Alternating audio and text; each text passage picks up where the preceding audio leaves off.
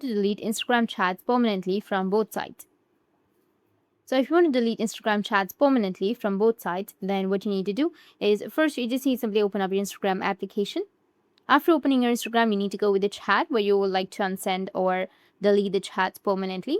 After opening the chat, now you need to tap and hold on to that chat, and then you will have unsend option. Tap on unsend, and it will be removed from both the devices or from both sides.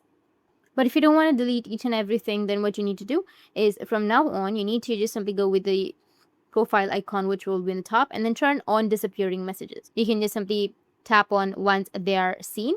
Now, if you go back and if the other person sends a message, or if you send a message and if the other person has seen it, the moment they see the message, the text will be deleted. This is how you can delete Instagram chats permanently from both sides. And if you have any questions, feel free to comment below. Thanks for watching.